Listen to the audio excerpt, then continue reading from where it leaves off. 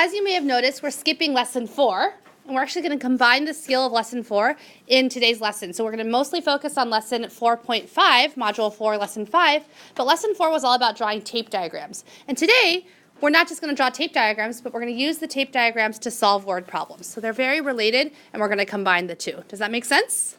Good. Let's first talk about the problem of the day. So in this problem, what is the question asking us to find? Jaden? Okay, we're trying to figure out, in each pillow, how much of the fabric was used. Remember yesterday we talked a lot about how for word problems, the hardest part is figuring out which one is the whole and which one's the divisor, right? What part is being divided and how many groups is it being shared into. So the best way to figure this out is to act it out in your head. Close your eyes and imagine you go to the store, Joann's or Michael's or some sort of craft store, and you have to buy some fabric. Okay, you buy 2 yards of fabric. Imagine what that might look like in your head. Then you want to use those 2 yards of fabric to make 5 pillows. So are we cutting up 2 yards of fabric or are we cutting up 5 pillows? 2 yards of fabric. So which number is the whole? 2 or 5?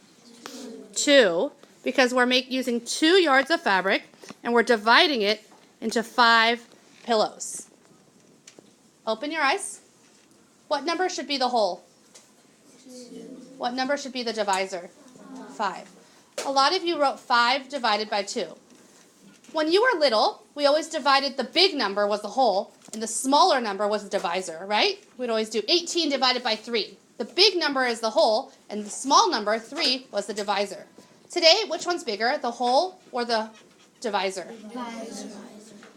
Is that okay? Yeah. Okay. I really want you to get this straight. So I want you to talk to the people around you. How did you know that 2, or how did we figure out just now that 2 is the whole and 5 is the divisor? Now that we know that the division equation is 2 divided by 5, we learned so many ways to express it yesterday. Let's do unit form. If my divisor is 5, it tells me my units needs to be what? Okay, will be fifths. Good. So how many fifths are in one whole? Okay, so 5 fifths equals 1. But we want to start out with 2. So how many fifths do I have? 10. Because 10 fifths equals 2. So in unit form, I could write 10 fifths divided by what? 5. What's 10 divided by 5? 2. And the unit is fifths. How can I write 2 fifths as a fraction? 2 over 5. Is this an improper fraction? No, right? So, do I need to write it as a mixed number? No. I just need to give it some units. What would the units be? Yeah. If I wrote 2 fifths fabric, would that make any sense? No. Because it could be 2 fifths of a mile. It could be 2 fifths of an inch. Would that be different amounts? So we have to make sure the units is not fabric, it's yards. Now, we're actually going to use this problem of the day later to draw tape diagrams too. Okay? So, do we draw any tape diagrams here? No, but hang on tight because we're going to do that. Let's see how we can use a tape diagram to draw that exact same problem. Okay, how much fabric did I have altogether? 2 yards. So if this is all my fabric, I'm going to label it as 2 yards. Okay. And we're going to split those 2 yards into how many pillows? 5. 1, 2, 3, 4, 5. Now, we're going to think of each one of these things, each one of these, as 1 unit. 1 pillow is going to be 1 unit, okay? So in my tape diagram here, how many units do I have? There's 2, 3, 4, 5. Do you agree? So underneath your tape diagram, I want you to write this. 5 units equals, altogether, how many yards is 5 units? 2 yards. Okay.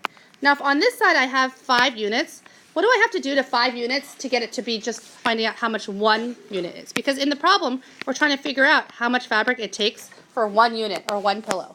So if I have 5 units, how do I get it down to 1 unit? I have to divide it by 5.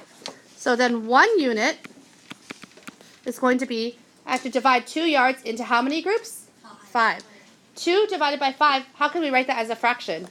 2 over 5. So therefore, this tape diagram shows that if 5 units are 2 yards altogether, then one of those units, which is one of those pillows, are 2/5 yards. And this is how you use a tape diagram to model this problem. I want you to know right now that this part where we write 5 units equals 2 yards, and therefore 1 unit equals 2/5 of a yard, that is part of drawing a tape diagram. If you only have the tape diagram but you don't have the yards part or the units part, you don't have it correct. It's not complete. Okay? In this case, the piece of tape is how much paint altogether? 14 gallons. Good. And we have to split it into how many groups? 4, right? One group, 1 unit for each group. So now in our this piece of tape, how many units are there altogether? How many units are there? 1, 2, 3, 4. This time is each unit representing one, what was it before? Thank you. Is each unit one pillow? No. This time each unit is one what? Flat. Good. But how many units do we have altogether? How many? 4. So under our tape diagram, let's write 4 units equals what? 14 gallons.